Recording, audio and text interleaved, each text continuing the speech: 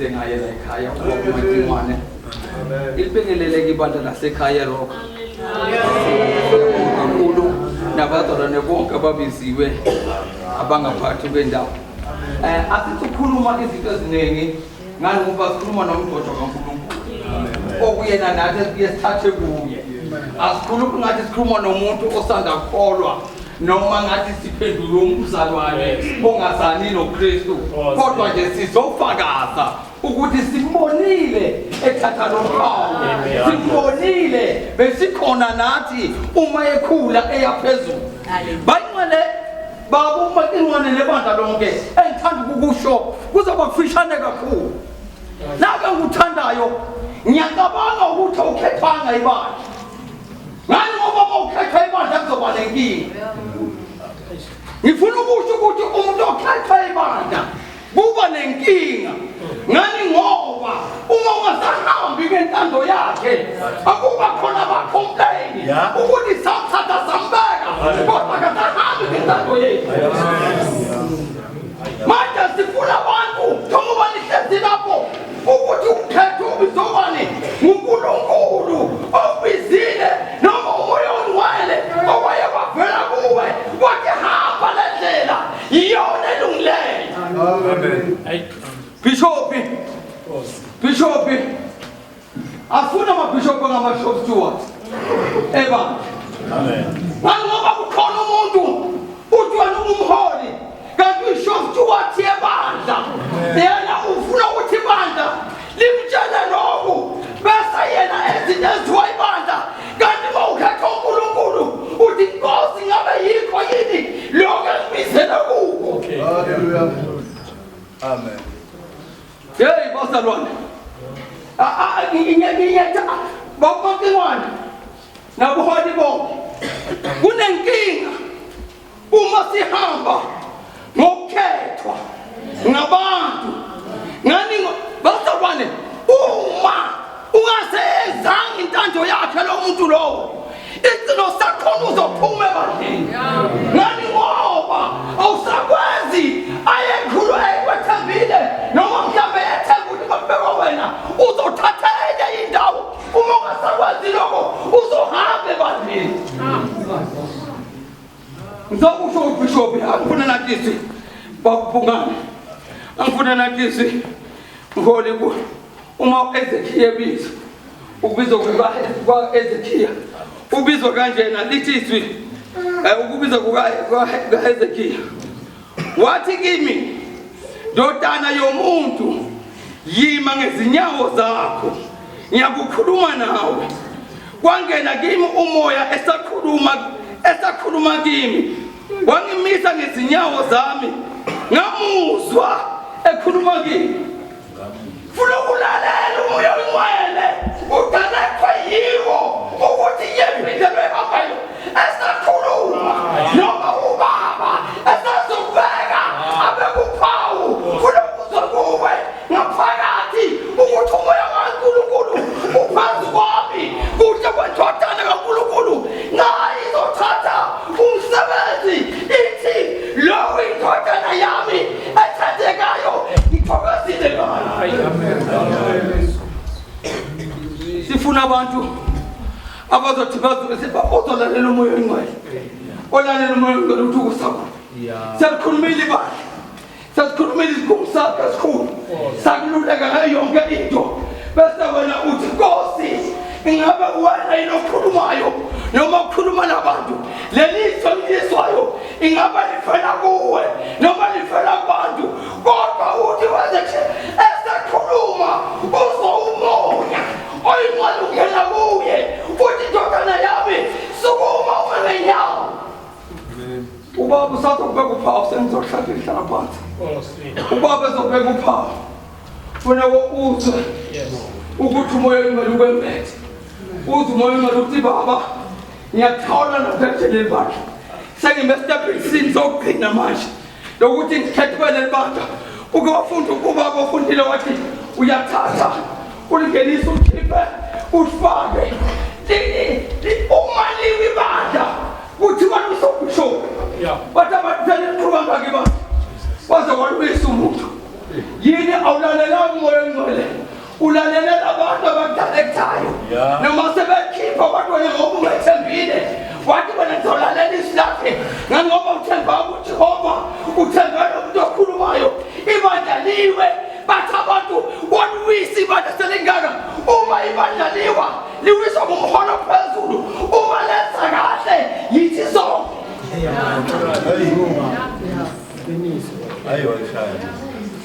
ngiyabonga kakhulu bazalwane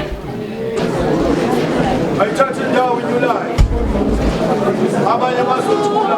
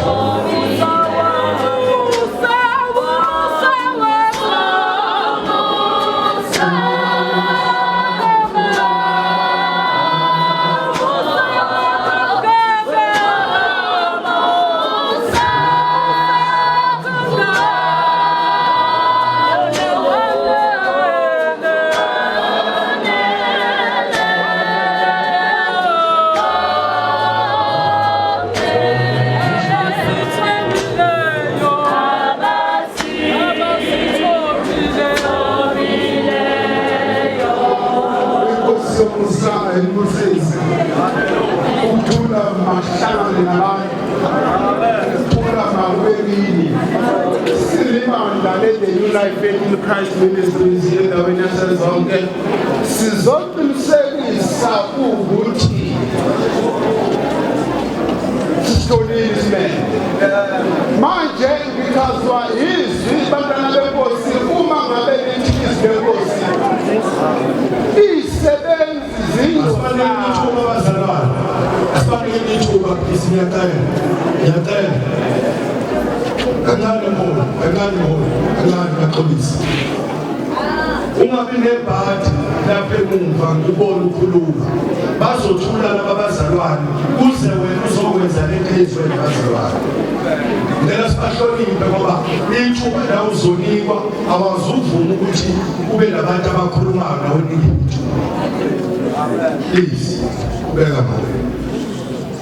Lithi izwi lenkosi Macingwane nomama ubusisiwe umuntu othemba lakhe hayi hlamba kuzwakala kahle likuye omdala lalela ngoba abantu basezweni banenkinga